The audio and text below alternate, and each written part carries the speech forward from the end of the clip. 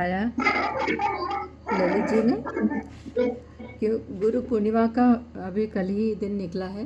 आपकी आवाज थोड़ी हल्की आ रही है, जरा जोर से बोलें। अच्छा जी दादा, मैं देखती हूँ आवाज़ का करती हूँ।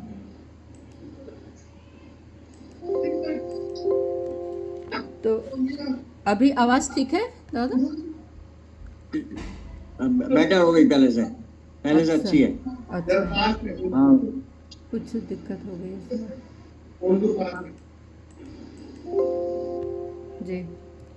तो गुरु पूर्णिमा के अवसर पर हम भगवान कृष्ण जो जगत गुरु हैं, थोड़ा सा उनकी वंदना कर लें। और एक सुंदर सा श्लोक है गीता का, उसे मैं बोलती हूँ। आवाज बहुत स्लो है माता जी। अच्छा, तो मैं फिर मोबाइल से ज्वाइन करती हूँ। ये कुछ पता नहीं क्या हो गया है। अभी सुन रहा है? आप कही जी जी जी बोलिए जी। वसुदेवसुतं देवं कंसचारूढमर्दनं देवकी परमानन्दं कृष्णं वन्दे जगद्गुरुं। तो कृष्ण जो है जगत के गुरु हैं।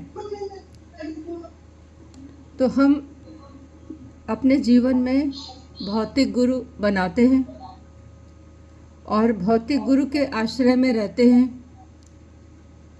अपना जीवन यापन करते हैं और उनके द्वारा सलाह मशविरा करते हैं और सोचते हैं कि गुरु जो है हमारा जीवन भर रक्षा करेगा, हमें सुंदर उपदेश करेगा, हमें सन्मार्ग की ओर प्रेरित करेगा। तो ऐसे गुरु अभी मिलना बड़ा मुश्किल है, बहुत ही विरले ही होते हैं ऐसे गुरु। लेकिन जब भगवान कृष्ण को आंगिरस ऋषि के रूप में गुरु मिले, तो उन्होंने जो कृष्ण को उपदेश किया, अभी सुनाई दे रहा है? जी जी। तो जो उपदेश किया उसमें ये चर्चा छांदोग्य उपनिषद में आती है। और छांदोग्य उपनिषद का अगर हम समय निर्धारित करते हैं तो आज से 13,000 वर्ष पहले की वो घटना है।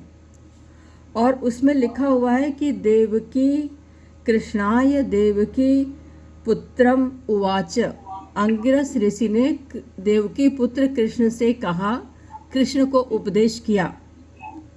और जो उपदेश किया उसमें 3 बातें प्रमुख थी। और उन्होंने कृष्ण को कहा कि अक्षितो असि, अक्षितो असि, कि आपका क्षय कभी नहीं होगा। अपने शिष्य से कहा कि तुम अक्षित हो, तुम्हारा क्षय कभी नहीं होगा। दूसरा, अच्युतो असि, तुम अच्युत भी हो, कि तुम अपने मार्ग से कभी डिगोगे नहीं। और तीसरा कहा कि प्राण संसितो असि, तुम सदा प्राणवान रहोगे, प्राण से ऊर्जा से युक्त रहोगे। तो ये गुरु की वाणी केवल कृष्ण के लिए नहीं है, ये हर गुरु की वाणी हर शिष्य के लिए है। तो अगर हम बात करें कि अक्षितो असि, तो अक्षितो असि का मतलब ये हुआ कि तुम्हारे अंदर कभी भी क्षय नहीं होगा, तुम कभी भी कम नहीं होगे, तुम हमेशा बढ़ते ही रहोगे, आगे बढ़ोगे, तुम्हारा क्षय नहीं होगा। इसको हम इससे समझ सकते हैं कि आज हमारे पास बहुत धन है और कल हमारे पास वो धन कम हो जाएगा, तो इसका मतलब नहीं कि हमारा क्षय हो गया, तब भी हम अक्षित ही हैं। हमारे पास बहुत ज्ञान है तो उस ज्ञान का क्षय कभी नहीं होगा। वो हो सकता है कि अंदरूनी स्मृति में चला गया हो, लेकिन हम अक्षित ही रहेंगे। एक मंत्र है बड़ा अच्छा सा, और ये मैंने ललित पंडित जी से कई बार सुना है, अपने यहाँ भी कई बार सुना है कि पूर्णमिदम। ललित जी एक बार बोलिए इस मंत्र को। पूर्णमदः पूर्णमिदम पूर्णात् पूर्णमुदच्यते पूर्णमिदं पूर्णात् पूर्णमुदच्यते पूर्णस्य पूर्णमादाय पूर्णमेवावशिष्यते। तो जब हम संसार के बारे में कहते हैं तो गुरु कहते हैं, ब्रह्म कहता है कि ये संसार जो है शून्य है, तो शून्य ही सब कुछ है, शून्य बहुत बड़ी शक्ति है। तो ये कहते हैं कि पूर्णमदः पूर्णमिदम, ये संसार सदा ही पूर्ण है, और पूर्णात् पूर्णमुदच्यते, और ये सदा ही पूर्ण रहेगा। और इस पूर्ण में से कुछ पूर्ण को घटा दें, यानी शून्य में से अगर हम शून्य को घटा दें, शून्य ही बचेगा।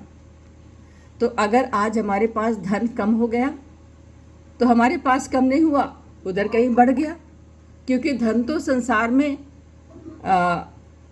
अकूत है। तो जो अकूत धन है वो कभी किसी के पास है, कभी किसी के पास है, कभी किसी के पास इधर गया, कभी किसी के पास उधर गया। ज्ञान कभी यहाँ गया तो कभी वहाँ गया। तो ये सब चीज़ें ऐसी हैं जो अक्षत हैं, जो कभी कम नहीं होंगी इस दुनिया से। आज हमारे पास है तो कल हमारे किसी साथी के पास होंगी, तो वो भी हमारी ही है, क्योंकि संसार ही हमारा है। तो जो पहला उपदेश किया भगवान आंगिरस ने कृष्ण को, कहा कि अक्षितो असि, और दूसरा उपदेश किया कि अच्युतम असि, कि आप स्थिर हो, अच्युत हो। आप जहाँ पहुँच गए हो, आपने जो स्तर अपना बना लिया है, उस स्तर से कभी डिगोगे नहीं, कभी नीचे नहीं हटोगे, क्योंकि वो स्तर आपका मानसिक स्तर है। और जो मनुष्य का धर्म भी यही है कि वो स्थिर रहे, स्थिर चित्त हो। इसीलिए कहा गया है कि स्थिर प्रज्ञस्य का भाषा समाधिस्थस्य केशव, यानी हमें स्थिर होना चाहिए, हमें डगमगाना नहीं चाहिए। हमने जो विचार बना लिया, जो सोच लिया, उस पर स्थिर रहना चाहिए। तो हमें प्रतिज्ञाबद्ध होना चाहिए, प्रतिज्ञा में रत होना चाहिए, अपने विचारों में स्थिर होना चाहिए और स्थिर नहीं होना चाहिए। इसीलिए जो बड़े ऋषि मुनि तपस्वी हैं वो एक आसन पर बैठे रहते हैं बहुत समय तक। तो कहते हैं कि जिसने आसन सिद्धि कर ली उसने बहुत बड़ी सिद्धि कर ली। तो वो क्यों है? क्योंकि उसमें चंचलता न हो, स्थिरता रहे। हमने आज पल में ये सोचा, कल पल में ये सोचा, हम 5 मिनट 10 मिनट ध्यान में नहीं बैठ पाए, तो वो अस्थिरता है। तो हमारे अंदर स्थिरता होनी चाहिए। तो स्थिर चित्त होना बहुत आवश्यक है। यहाँ पर मैं एक छोटी सी कहानी सुना देती हूँ।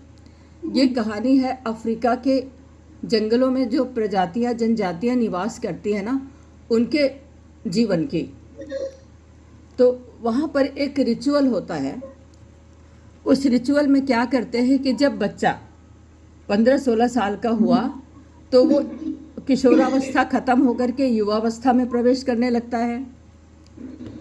तो कहते हैं वहाँ पर ये टेस्टिंग होती है कि ये युवावस्था में प्रवेश करने योग्य है कि नहीं, इसके अंदर वो काबिलियत है कि नहीं, कि युवावस्था को झेल पाएगा या उस समय अपना दृढ़ निश्चयी रहेगा, योग्य रहेगा। तो उसकी योग्यता का एक बड़ा परीक्षा होती है। और उस परीक्षा में क्या करते हैं कि उस बालक के आँखों पर काला कपड़ा बांध देते हैं, उसको बिल्कुल ब्लाइंड कर देते हैं कि वो कुछ भी न देख पाए। और उस ब्लाइंड बच्चे को उसका पिता पकड़ करके ले जाता है और कहीं घने जंगल में छोड़ देता है, और कोई पत्थर पर, किसी लकड़ी पर, कहीं भी उसको बैठा देता है। और उसको हिदायत होती है कि तुम आँखों पे से पट्टी उतारोगे नहीं, किसी को आवाज़ दोगे नहीं, तुम चिल्लाओगे नहीं, पुकारोगे नहीं, डर नहीं दिखाओगे। अगर तुमने ये सब किया तो तुम अपनी इस परीक्षा में फेल हो जाओगे, तो उस फेल होने का बहुत दुष्परिणाम तुमको भोगना पड़ेगा।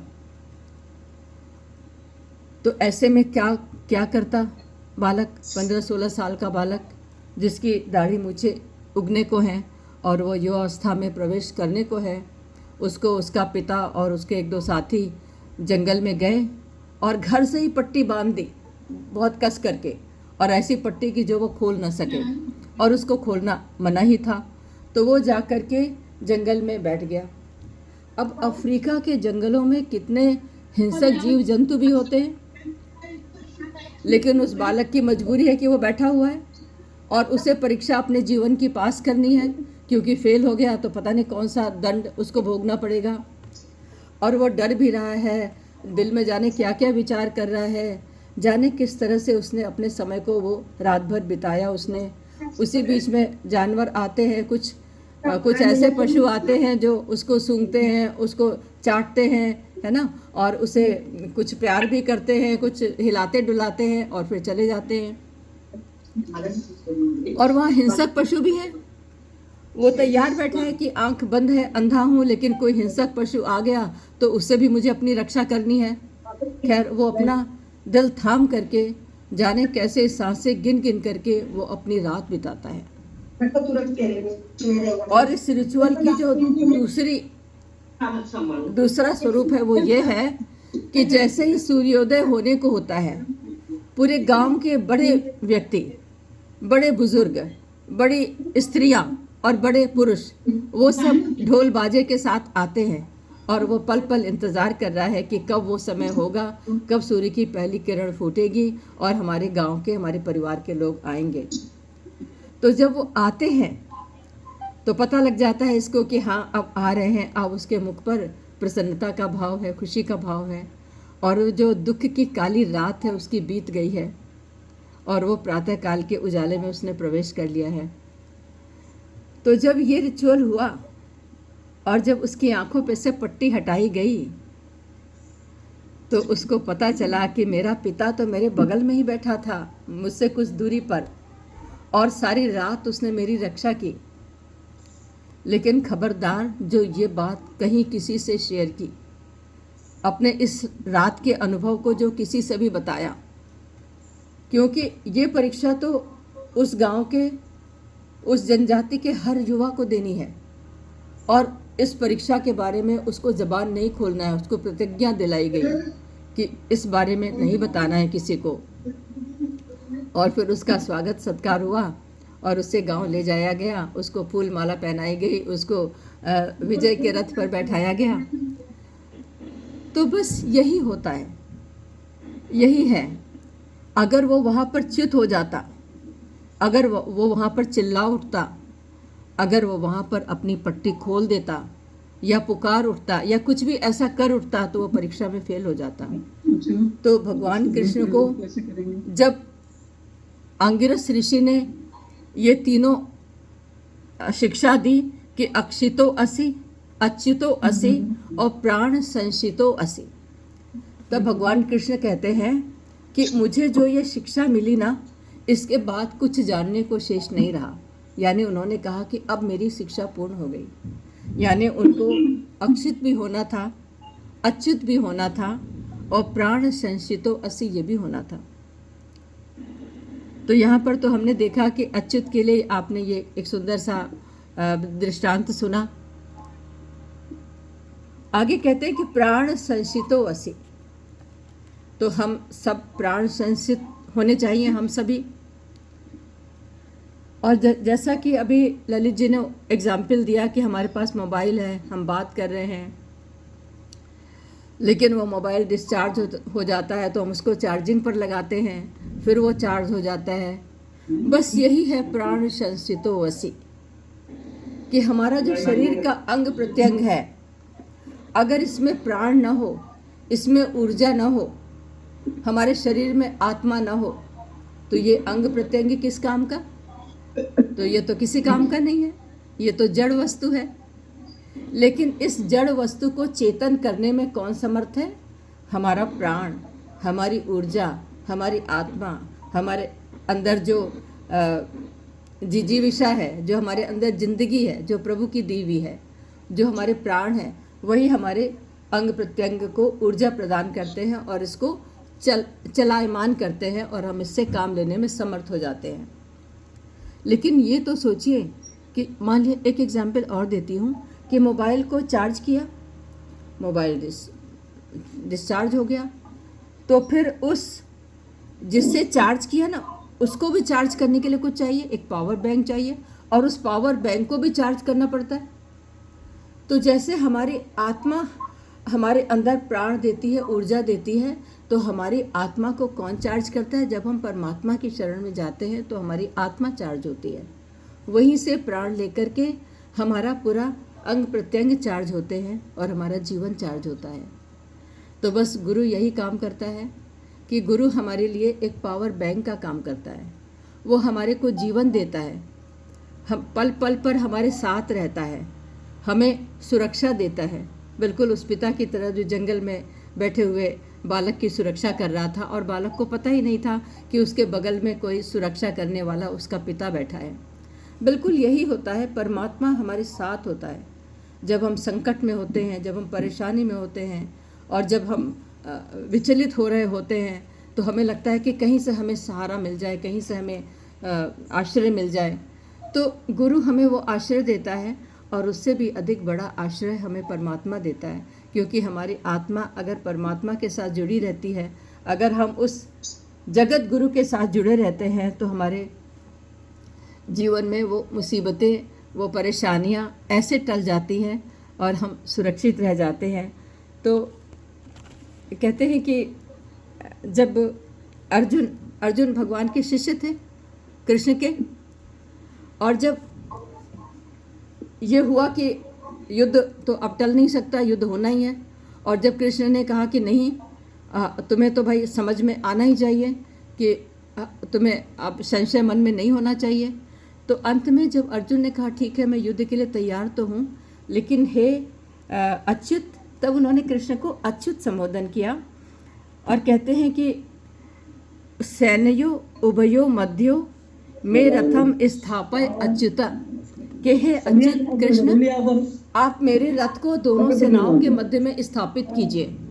और 18वां अध्याय जब पूरा होता है तब क्या कहते हैं कृष्ण, मतलब पूरा उपदेश सुनने के बाद अब उनकी स्थिति बदल गई है। अब वो कहते हैं कि नष्टो मोह, अब मेरा मोह नष्ट हो गया, स्मृति लब्धवा, और मुझे अब स्मृतियाँ लब्ध हो गई हैं, जो अज्ञान था मेरे अंदर से नष्ट हो गया है और मैं ज्ञान युक्त हो गया हूँ। और गत संदेह, अब मेरे सारे संदेह दूर हो गए हैं।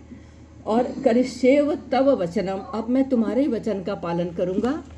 और साथ में ये भी कहते हैं कि त्वत् प्रसादान मय अच्युत, कि हे कृष्ण आप अच्युत हैं और आपके ही प्रसाद से आज मैं ज्ञानवान हुआ हूँ। तो भगवान का भी एक नाम अच्युत है, और भगवान का जो अच्युत शब्द है वो हमारे अंदर भी ट्रांसफ़र होना चाहिए, हमें भी अक्षत होना चाहिए, हमें भी प्राण संचित वाला होना चाहिए। तो ये बहुत बड़ी बात है जो कि हमें गुरुओं से शिक्षा मिली, और सबसे बड़े गुरु कृष्ण से शिक्षा मिली और कृष्ण के गुरु आंगिरस से शिक्षा मिली। तो हमें अपनी उस पुरानी शिक्षा पद्धति पर भी जाना चाहिए। तो बड़ा सुंदर अभी बड़ा सुंदर सा भजन आप सब लोग गाते हैं आजकल, अच्युतम केशवम कृष्ण दामोदरम। तो मुझे तो भजन याद नहीं है, लेकिन वही याद है कि अच्युतम केशवम कृष्ण दामोदरम। तो भगवान कृष्ण को अच्युत कहा गया है और अच्युत होने का ही उपदेश उन्होंने हमको भी दिया है। तो अगर हम अच्युत होंगे, प्रभु में स्थिर आस्था वाले होंगे, श्रद्धा वाले होंगे, तो हम अपने स्थिति से नीचे नहीं गिरेंगे, हम पराजय को प्राप्त नहीं करेंगे, हम हमेशा विजय को प्राप्त करेंगे और सुंदर फल प्राप्त करेंगे और जीवन में आगे बढ़ेंगे, ऊर्ध्वगामी बनेंगे। धन्यवाद। धन्यवाद।